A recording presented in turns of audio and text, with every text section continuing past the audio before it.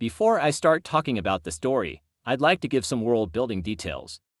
Chaos, Talesof Green Hill is a Sonic ALOUD that's heavily inspired by the series Troll Hunters, and several of the plot points are inspired by it. In this, all of the characters are humans instead of animals, and the world is more like our world. The children and teenagers attend school, and they have pretty normal and mundane lives.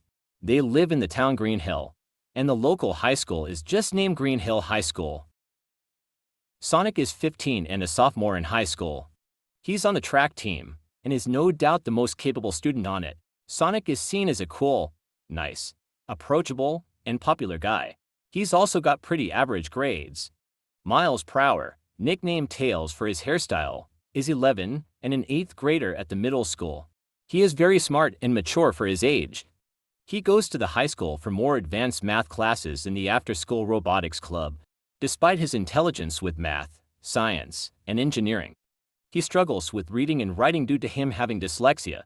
Tails is also a pushover and quite shy. He's Sonic's best friend, having met when Sonic stood up for him against some bullies. Side note, Sonic's technically homeless. He lives in a treehouse in Tails' backyard. Sonic was an orphan as a kid and didn't have a house, so once Tails befriended Sonic, they built Sonic a treehouse together. Sonic and Tails bike to school together every morning. Since the middle school and high school are close to each other, another one of Sonic's friends is Amy Rose. She's 14 and a freshman in high school. She's an honors English student and helps out Sonic and Tails with their ELA stuff. She's really nice, optimistic, and caring, but is also bossy. She also has a crush on Sonic, but tries to be normal about it. There's also a selection of side characters who aren't as relevant now, but I'll go over them here. Cream is a 3rd grader who Amy babysits often, very sweet and polite girl. Jet is a sophomore and is a rival of Sonic, who tries to be cooler than him. Sonic tries to be friendly and act like it doesn't matter, but it gets under his skin. Wave is a junior, and is Jet's older sister. She's in the robotics club, and is impressed by how capable Tails is for his age. Storm is an adult, and is Wave and Jet's oldest brother. SPO is a senior in high school, and spent a lot of his childhood in Japan, and is fascinated with ninjas. He's pretty blunt and introverted, but he's perceptive and curious. Vector is a good guy, and he has a soft spot for SPO and Charmy. He enjoys music and programming, and can be a bit greedy. Charmy is in 3rd grade, and is an impulsive and optimistic kid who loves spending time with Vector and SPO. Styx is a freshman and friends with Amy. People think Styx is insane. Styx is the older sister of Marine. Marine is in 3rd grade and is a very rambunctious kid. Tangle and Whisper are dating, extrovert ex-introvert for real. Sally Acorn is a sophomore and one of Amy's friends who has a playful rivalry with her over Sonic. Nigel Acorn is Sally's father, and is the principal of Green Hill High School. Old Man Owl is Sonic's history teacher, and he's such a goober. Longclaw is Sonic's math teacher and is the track coach. Starlion is Sonic's science teacher. He's very eccentric. Jewel is Sonic's English teacher. Big is a school janitor. Now, onto the story. One day, Sonic and Tails were running late to school. Sonic opted to take a backway trail to the schools instead of taking conventional bike paths. Tails voiced his concern about taking the rockier path, but Sonic brushed him off. Tails didn't retaliate further. While taking the trail, Sonic thought he heard his name called by a voice he had never heard before. It was so clear, but there was no tangible origin for the voice. Sonic is caught off guard long enough for him to stop paying attention to the trail and hit a rock, which makes him lose balance and fall down the hill. Tails shouts for Sonic as he stops his bike. At the bottom of the hill, Sonic notices a pile of rocks, sticks, and leaves, and something is shining beneath them. Now curious, Sonic begins to dig through it to discover a shiny green emerald, which is about the size of his hand. Tails carefully goes down the hill as Sonic uncovers and picks up the emerald, worried that Sonic could be hurt. Seeing the emerald, Tails stops and comments on how expensive it looks, before again asking if Sonic is okay. Sonic insists he's fine, saying he just got a little dirty. Tails is relieved and helps Sonic up, and the two observe the emerald. After making a few comments on the gem, Tails remembers that they're gonna be late and goes to pick up Sonic's bike. Sonic insists on leaving it so they don't waste time. It's not like anyone would take it, and Sonic can just run. Tails agrees and climbs up the hill and gets on his bike. Sonic puts the emerald into his bag and then makes his way up the hill, then goes off to school. During his classes, Sonic is too preoccupied with thinking about the emerald to focus on his schoolwork that day. After school, Tails goes to the robotics club, and Sonic goes back to where he fell off his bike to retrieve it. As Sonic approaches where he fell off his bike, he hears the voice again. He tries to shake off how it makes him feel uneasy and focuses on getting his bike onto the path again. He picked it up and dragged it up the rather steep slope. As he got his bicycle back on the path, he heard a near rustling in the brush below. He looked back and saw nothing. As he got his bicycle back on the path, he heard a near rustling in the brush below. He looked back and saw nothing. He shrugged it off and assumed it had just been a rabbit or some other animal. Sonic goes into Tails' backyard and pulls out the emerald.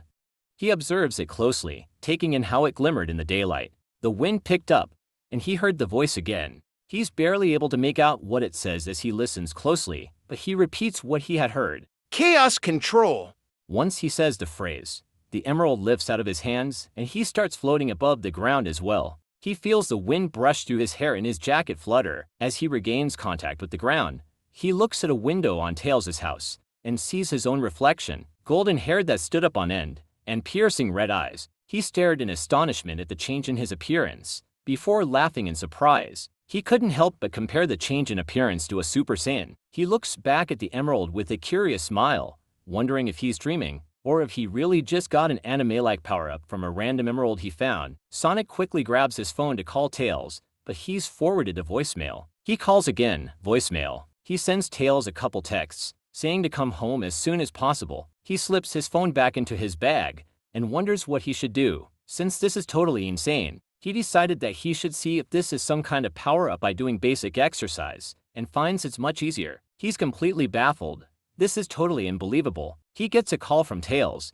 and he detransforms as he gets further from the emerald to pick up his phone. Tails asks Sonic about what happened, and Sonic urges Tails to rush back, that it was something big. Tails sounded a bit annoyed at Sonic's refusal to give details, but just replied with he'll be back soon. They hang up the phone, and Sonic realizes he's detransformed. He goes to the emerald, picking it up and looking at it, his mind filling with thousands of questions he cannot answer. Tails arrives at the house and parks his bike before going to meet Sonic. Tails asks what happened, and Sonic says that this is really cool and hypes it up before saying chaos control and transforming into his new form. Tails is completely stunned by the transformation and takes a few seconds to reply before going wild with questions, saying Sonic looked like a Super Saiyan and saying it should be called Supersonic as a joke. Sonic likes calling it Supersonic, so he rolls with it, and he tells Tails about how he feels stronger now. After a while of talking and Tails taking notes on the transformation, Tails tells Sonic that it's getting late,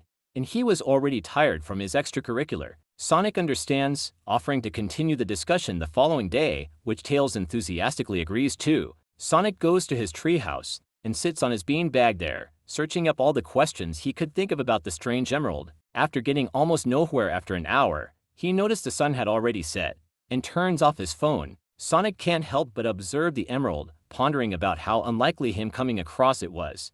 Yet it happened. He's staring off into the emerald, his mind filled with curiosity, when he hears a pretty heavy creaking sound outside, which sounds like it's right on the side deck of his treehouse. He goes outside to check it out, which is when he hardly makes out the figure of a man in the scant lighting. Surrender the Master Emerald peacefully, or I will need to use force. The speaker's voice was rather deep and unfamiliar, and this startled Sonic. Sonic hesitantly asks who the person is, and he replies that he is named Knuckles, and it's been his life's duty to seek out and guard the Master Emerald. Sonic had figured that finding the emerald would bring danger with it, but that was part of the thrill. He decides to get down from the treehouse, using the ladder to take the first few steps down before jumping off the rest of the way and running towards Tails' back door. Knuckles jumps down straight off the deck and goes after Sonic, scaring the hell out of him. Sonic shouts for Tails before stumbling and falling over, and he looks back to Knuckles, who is walking towards Sonic, continuing his monologue about the Master Emerald. Now more agitated, Sonic backs up almost to the back door of the house before the bright outdoor lights illuminate the backyard, causing Knuckles to shield his eyes and telling Sonic he'd be back before retreating. Sonic's heart rate is through the roof as he looks at the emerald he kept in his hand and holding it close. Shaken by the strange occurrence, Tails opens the door and asks Sonic what happened and why he was shouting. Sonic says he'd tell Tails in the morning, but they need to lock all the doors outside and shut the windows because someone wanted the emerald, and Sonic was afraid what could happen while he was asleep. Tails asks why Sonic didn't just hand over the emerald, but quickly takes back his question, since he'd rather get shut-eye than answers at the moment. Tails sets up Sonic on the couch so he's not visible to the outside, and Sonic thanks Tails. They both try to sleep, but Sonic is kept up by the thought of Knuckles trying to take back the emerald by force. Knuckles is tall and muscular. He could snap Sonic in half. After a couple hours, Sonic finally passes out. Over the next few weeks, Sonic continues to have run-ins with Knuckles, not in any specific place, and he usually transforms near the beginning of the fight. Knuckles is aware of Tails knowing about everything. Sonic becomes more competent at fighting, but also becomes more stressed as he has to juggle school, track, and his new double life. Over time, Knuckles makes brief remarks about how Sonic will never be safe if the Master Emerald is in his possession, and how Sonic will have to fight more than just him in the future if he doesn't hand over the emerald. Sonic dismisses the comments in the moment, not trusting Knuckles' motives. One day, Knuckles and Sonic are battling near a bridge over some deep water. Knuckles warns Sonic again, advising him to just hand over the emerald, and Sonic again dismisses it. In the midst of combat, something startles Knuckles, and he tells Sonic to get down, and yanks him to the ground as something flies over his head. Emerald. Knuckles grumbles, and tells Sonic that Emerald is who he was worried about. Emerald has also been searching for the Master Emerald for his own scheme, and he is not afraid to kill those who get in his way. Sonic is immediately on Knuckles' side, since Knuckles had never tried to kill Sonic, and helps him fight off Emerald. During the fight, Emerald knocks Sonic into the water. Knuckles is distracted by Sonic's fall, and Emerald takes the opportunity to punch Knuckles in the face, causing his nose to bleed from the impact. Knuckles regains his composure and shoves Emerald away as he goes to rescue Sonic and the Master Emerald. Sonic knows he can't swim, and the impact of him being knocked into the water had stunned him from the surprise. Sonic clutched the emerald, his head spinning, when Knuckles grabbed his waist and hoisted him back to land. As Sonic exited the water, he coughed and gasped for air. Knuckles quickly sets Sonic down and makes sure he's alright, before scolding him, saying that him being unable to swim is a massive liability, that he could have died. Sonic sat there and took the rant, trembling as the cool air hit his damp skin. As Knuckles stopped talking, Sonic agreed with Knuckles, and with his voice shaking, he held out the Master Emerald, telling Knuckles to take it, and he's not cut out for this. Knuckles is surprised by Sonic's change in demeanor, seeing him looking so insecure and weak. Knuckles hesitantly took the Master Emerald from Sonic, and looked into the emerald, his expression appearing sentimental. He stared for a few seconds, thinking about everything that transpired since their meeting, and thinking about what their futures hold. Knuckles looked into the emerald, realizing that Sonic was chosen for this position by fate. He sighed, returning the emerald to Sonic, saying to take it. He says that he'd realized that Sonic is the one who is meant to wield the power of the emerald, and that if it's not his sole destiny to protect the Master Emerald, maybe he's supposed to protect and train Sonic instead. Sonic is surprised at Knuckles' sentiment, and smiles weakly at him. Knuckles grabs Sonic's dry varsity jacket, and hangs it around Sonic's shoulders to keep him warm, and Knuckles grabs Sonic's bag and carries it as he brings Sonic back home.